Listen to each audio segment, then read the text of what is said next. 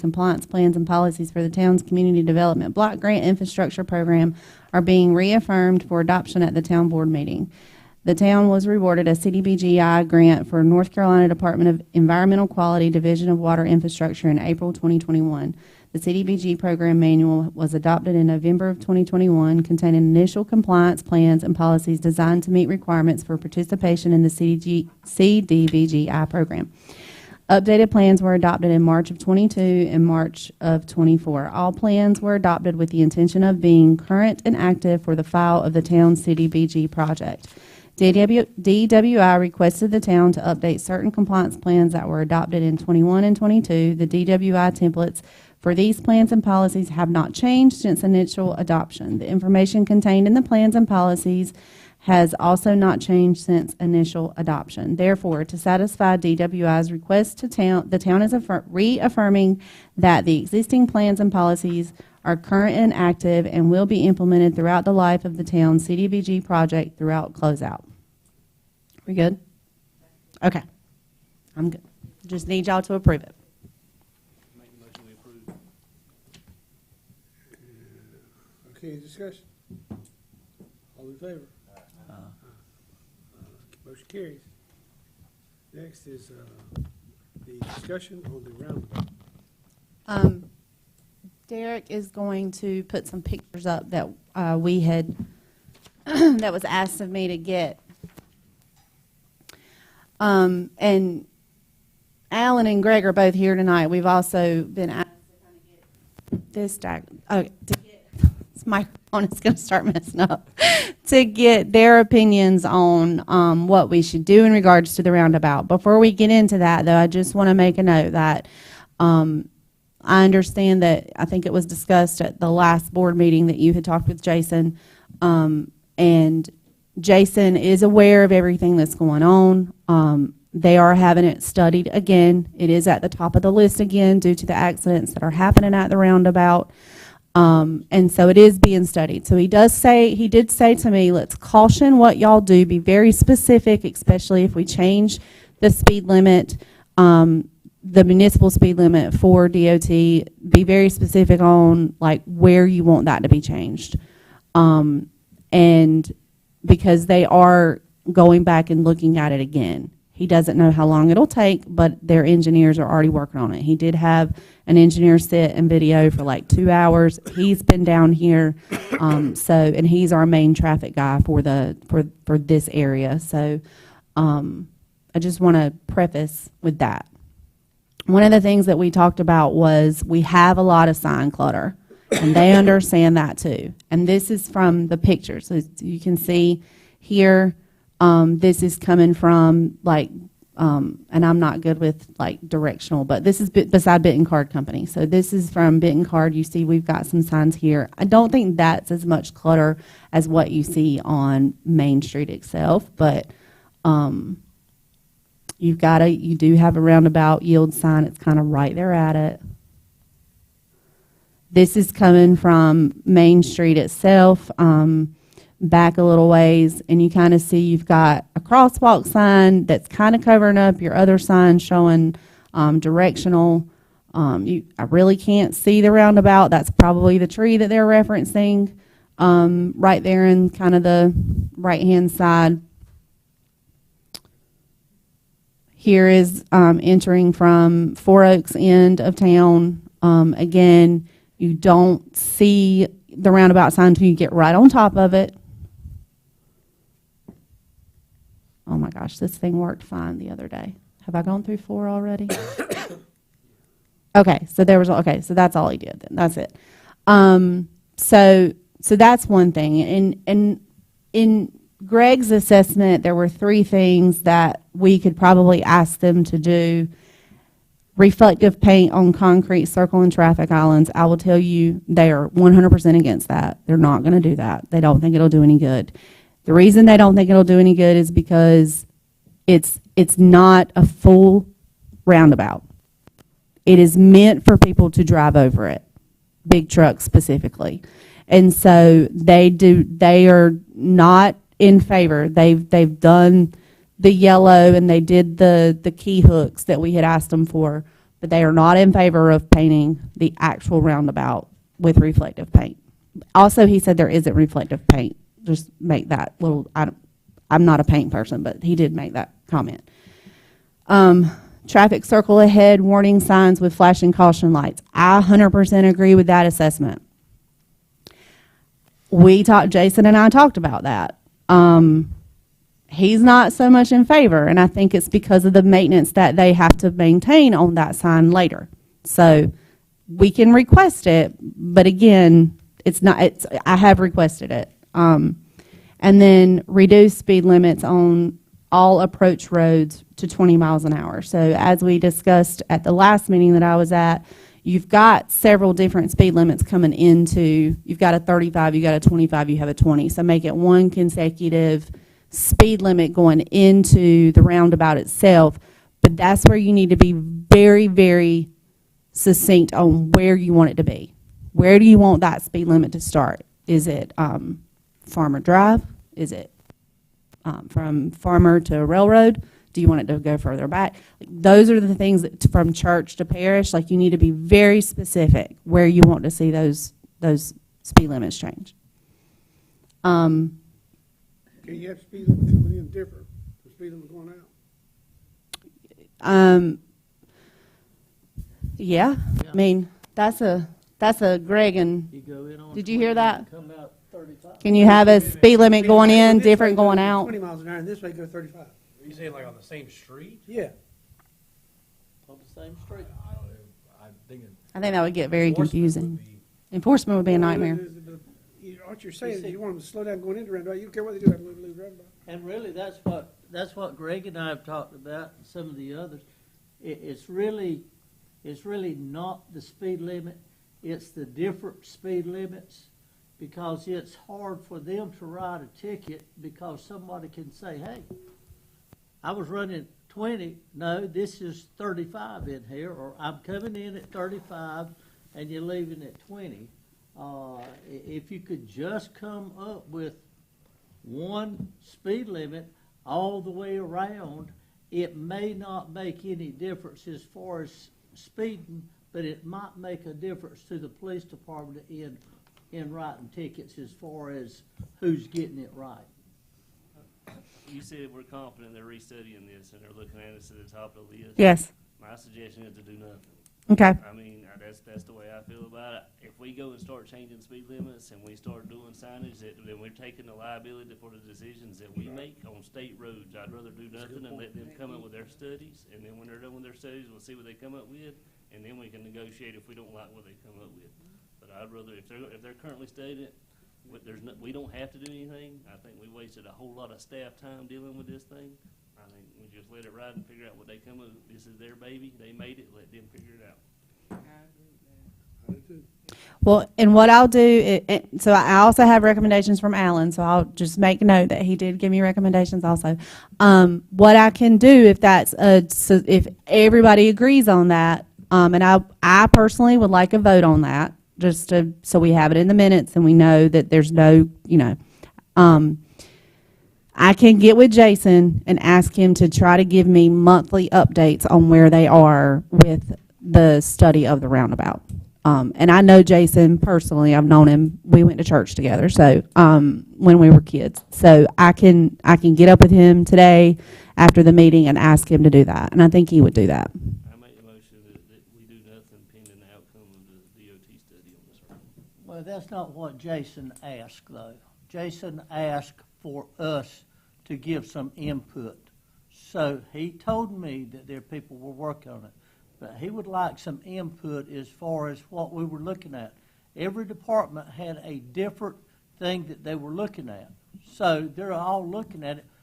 Why wouldn't we send something that said signage, flashing lights, whatever that we're concerned about? We're not asking them to go out and paint the inside or put up street lights or take it down. We're asking them, we've got a problem, and he admitted he did have a problem, or they had a problem in this roundabout.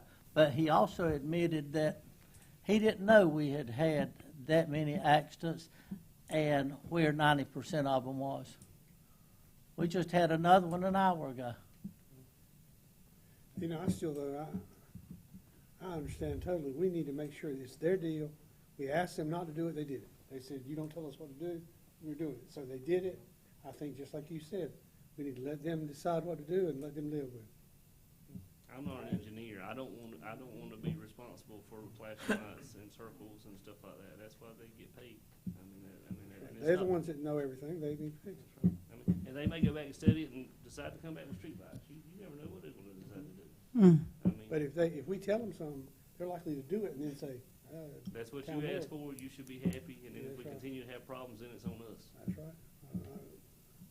I can see both sides there, but I think they're looking for somebody to take responsibility. If they're studying, we go with recommendations, they do it, it just throws their study off. Well, there's a vote, there's a motion on the floor, so I'm ready to vote. All right. Any more discussion for the item? So all in favor? Aye. Opposed? William. Okay, sorry. I was reading when I was not paying attention to you making a motion. I apologize. I found something. It's an article, but it does say, at least in the municipal context, and this is from a different division. But there was a question, I guess, posed to a local newspaper in a different part of the state, and the DOT engineer for Division 3 said that they do not allow different speed limits on the same street, same thoroughfare, for different directions of travel. So you couldn't have 20 going this way and 35 going that way on the same street. I think that if there's a divider or a divided highway or something like that, obviously interstate, they'll do it, but it doesn't sound like they like to do it in the municipal context, just for your consumption. Okay. All right, so next on the agenda is the town manager report. No, next is the vac truck. And Kayla is sorry she's not here. She has a sick child today. So we had a very in-depth discussion about the vac truck at the board retreat. So I think everybody kind of understood the need and what the benefit would be if we purchased it. It's $170,000. We would be purchasing it from ELJ. It is actually a truck that we have physically used in the field. I actually just got an invoice for it today because we had to use it last week. And we have money in the budget to fund it. And so this is just for a formal vote that we can purchase it.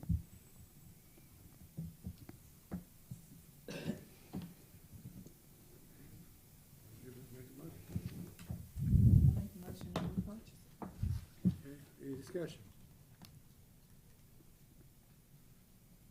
All in favor? Aye. Motion carries. Thank y'all. Now you ready for me? Now I'm ready. In anticipation tonight that we were going to have people here for the public comment, because I heard there were some unhappy folks about the trash can ordinance. I did hand out to you all a list. Mark did send out, give or take, 32, 37, I don't know specifically, but a little over 30 notices on Monday about trash cans. And he did, this is the letter that was sent. No fines have been put out yet. I want to say that Mark is not slapping fines on people without having multiple conversations with them. I mean, he has taken trash cans back. If it's an elderly person, he's personally contacted GFL and said, hey, can we put them on backyard service? And he's kept up with it. If it's a junk car, he has talked to the people about, hey, you can take this to the salvage yard. He actually handed a lady a check for $600 because the salvage yard bought her car. So she got money for her junk car. So he is definitely doing his due diligence. He is talking to people. He is trying to, he's taken the backhoe and gotten like stuff up and cleaned up for them. I mean, he is working to ensure that they not only know and understand the rules, but he's also helping them mitigate in the process. So, again, the biggest piece here is no fines have been issued. You can see that. And I think the confusion lies in he did also have the fee schedule attached to this letter just so they could see that it was, in fact, in the fee schedule. And maybe there was some confusion in that. He wasn't here today, or I think he probably would have come to the meeting and told y'all himself. But if you have any questions, just let me know for sure. I mean, to me, he's doing what you guys asked for. He's doing an amazing job. So, National Library Week is April 6th through the 12th. And until the closed session, that is all I have. Let me ask you something about what are people upset about? Because what are they upset about? I think they're upset, like, that, because, well, we did it the one time, right? We did it for like a month or two, and our employees were getting berated in the field, so they stopped. But, I think some of the comments that I saw today were, my trash can's been on the street for 22 years and it ain't gonna move, so it's just, we're making people follow the rules. And a lot of people, I think people have to deal with change, and that's probably the biggest piece of it, but. Okay, that's what I thought. And we have to be able to change that. Yes, ma'am. If I speed down through town of Benson, I think if the chief is around, he's gonna give me a ticket. Mm-hmm. And that's what he's supposed to do. And we've talked about this a couple or 3 years now. Yes. So I think it's time to go on and do what you say you're gonna do, or leave it alone. Right. And for me, y'all continue with that message, because I get phone calls, obviously, that y'all don't care. And I said, they do care. This is what they wanted. So, yeah. Mark is doing an exceptional job. So, I think he's doing exactly what we asked him to do. absolutely. Carry on. We're gonna pay him, that's what he should do. Yep. And I noticed on the back, he has the steps if you want to get a building permit. I think that's awesome too. Which I don't know if he intended to be on the back of this, I just happened to be reading it. Oh, You know, we do have people asking questions, what's the process? So this is a good diagram. mm-hmm. And he's done a lot of this on his own. If you see, Angie worked with him for about a month or two, and him and the new person, Rachel, they both are very like organized, and so like if Mark sees a problem, like he's gonna figure it out on his own, and he's made all kinds of like notes and pass out things, all kinds of stuff like. Yeah. He does. I think that's the biggest thing. And he knows how to get out there and do like you said, because I've seen him myself pushing trash cans back and moving them off the curb. And if we're gonna pay people, then that's what we need to do. Yeah, he's doing a great job. So, okay. Tell him to carry on. I don't have anything unless there are questions for me on the record. Amen. Have anything?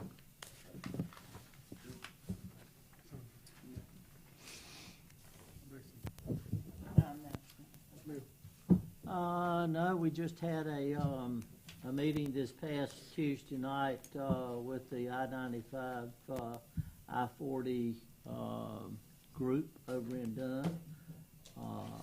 Well, it was in Dunn, but it was Four Oaks, Dunn, and Benson, and it was very, very educational, and they are getting a lot of monies, and they're moving a lot of monies, and a lot of good things are being done with it.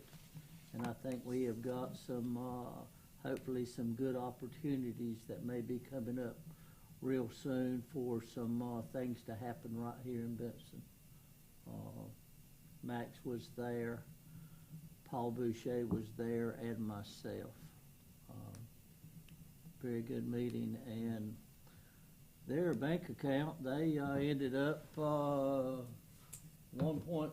million, did they get in interest last year? Somewhere there. 1.5, 1.6, so they doing very well. That's it. I've got nothing. The only thing I wanted to remind everybody, we talked about it at the planning retreat meeting that I we had that 240,000 that's not showing up, that's in an account somewhere else. Mhm.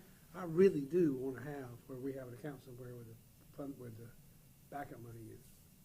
So I'm at some point, I want y'all to think, I don't make I can't make a motion, but I'm saying, I think we ought to figure out a way to put $100,000 a quarter into that account. Okay.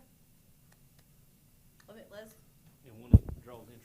Yeah, I was gonna say, let us get with, let Angie and I get with Capital Management Trust, and, because we can move that money into that, and I think it's gonna draw more interest than what you're saying, but let us do some talking. We're gonna try to get the biggest interest that we can get.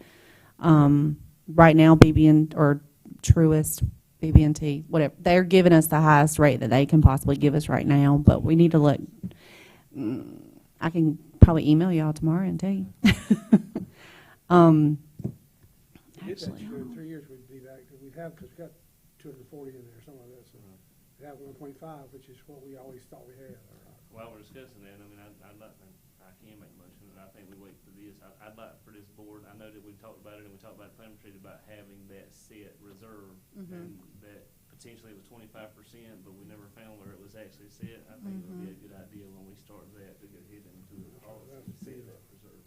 Fiscally responsible. And, and the other thing too is, I get it, I heard that before too about it's what you can, your stuff, all your assets you can sell. Just like right now, we got a building that's got asbestos, so we can sell a building. It's worth, but the tax pays $400,000-$500,000, we can get no $400,000-$500,000 for that building. So we had to come with some real money to pay some of them people out there. We can't count on selling no building. So yeah, we need to reserve. All right, so now, do I hear a motion that we go into closed session? I make a motion that we go into closed session. Does everybody need a break? I don't. Okay, well then I make a motion that we go into closed session. All in favor? All right. Okay. So nobody needs a break?